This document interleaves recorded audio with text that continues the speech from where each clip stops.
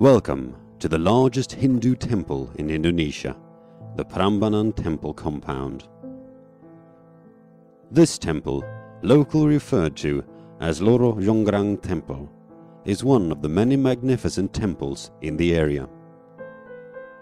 These temples are the remains of the powerful civilizations that lived on the Java island. Exactly when this beautiful temple compound was built is hard to say, as there is no formal written record of the construction of Prambanan. It is believed to have been built in the 9th century during ancient Java's great empire, the Mataram Sultanate. During this time, power of central Java shifted between families. The construction of Prambanan was probably built to mark the return of the Sanjay dynasty after almost a century of being controlled by the rival Sailendra. During this era, it was not uncommon for different dynasties to raise monuments and temples in their name, not only as a way to display their dominance, but also to fortify their religion in the area. This is the reason why there are so many temples in the area which date back to this period. As Prambanan is a Hindu temple, it hardly comes as a surprise that the Sanjays were Hindus. The Sailendra, however, were Buddhists, and the ones responsible for many of the Buddhist temples in the area, the most famous one being Borobudur. Many see Prambanan as Sanjay's response to Sailendra's mighty Borobudur. While both dynasties' main temples seem quite similar, there are some distinct differences between them. The difference between Prambanan and Borobudur is not only that they worship different religions, but there are also distinct architectural differences between the two. If you visit both temples, you will see that this one consists more of sharp sculpted towers in contrast to the vast horizontal bulk of Buddhist Borobudur. The new Sanjaya dynasty controlled the island for around 100 years, until the Isyana dynasty took over in the 10th century.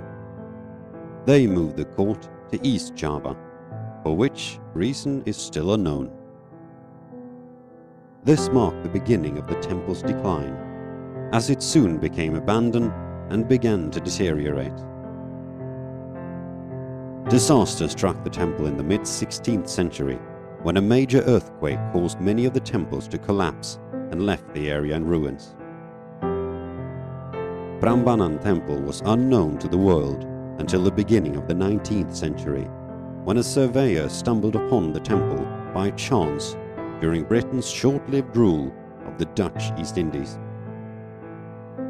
Even though a full survey of the ruin was commissioned, they remained neglected for decades.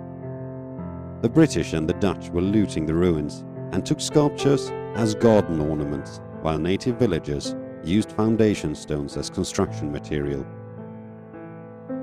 The looting later ceased as restoration of the area began in 1918. The restoration team had a policy that at least 75% of the original masonry needed to be available in order to restore a temple. As much material was stolen and reused as remote construction sites, only the foundations of most of the smaller temples are now visible, with no plans for further reconstruction. Now that you know the history of the mighty temple, I'll give you some information about the temple buildings themselves. The three main temples are called Trimurti, the three forms. It is a Hindu concept which includes three gods: Brahma, the creator, Vishnu, the keeper, and Shiva, the destroyer. The one you're standing in front of right now, the largest temple, is dedicated to Shiva. It consists of 5 chambers, 1 large and 4 smaller ones. Inside the large main chamber, you can find a large 3-meter statue depicting Shiva, and in the smaller chambers, statues of Hindu gods related to Shiva. In the northern chamber, you can find a statue of Durga, the slender virgin. She is one of the main characters in the folk tale, Loro Jonggrang, that has given the temple its local name. In the folktale, she refuses to become married, and as a penalty, she gets turned into stone. Now let's talk some more about the other temple buildings.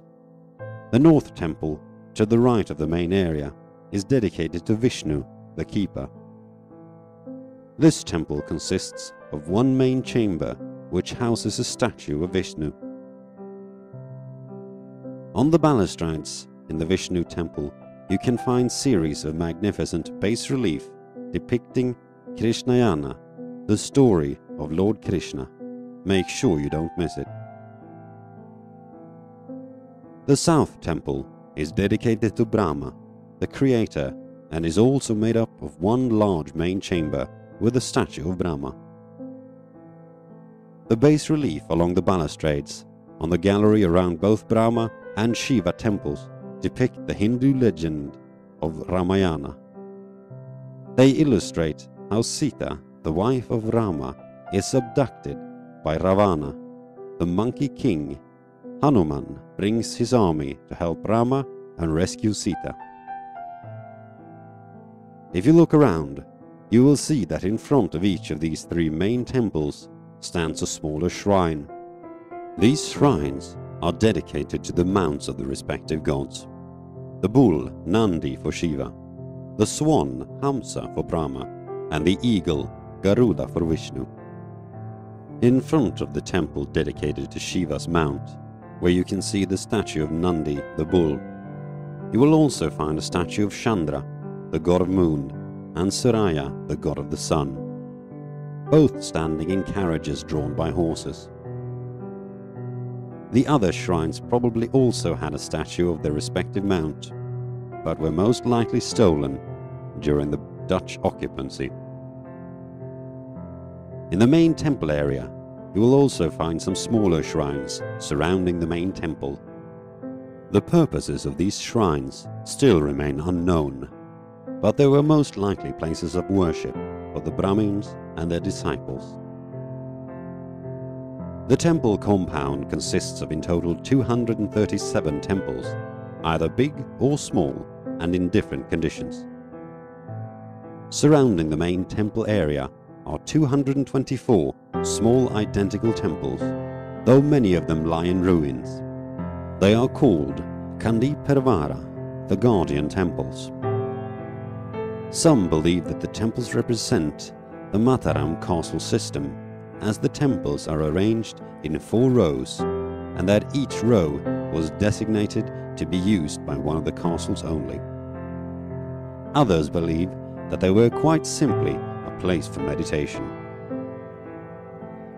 Surrounding the whole temple compound is the outer zone, which is believed to have housed a park, living quarters, and other supportive buildings.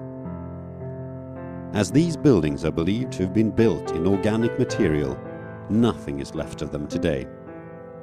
One thing to keep an eye open for is the open-air theatre located just west of Prambanan Temple, across the small river. The theatre hosts ballet performances of the great Hindu legend of Ramayana during some parts of the year. This act, performed during full moon, set against an illuminated Prambanan, is quite spellbinding. The local travel agents and hotels usually know the times of any upcoming show. Be sure to check it out. Today, the Prambanan Temple compound is listed as a UNESCO World Heritage Site, and it has become one of Indonesia's key tourist attractions and a major landmark in the area.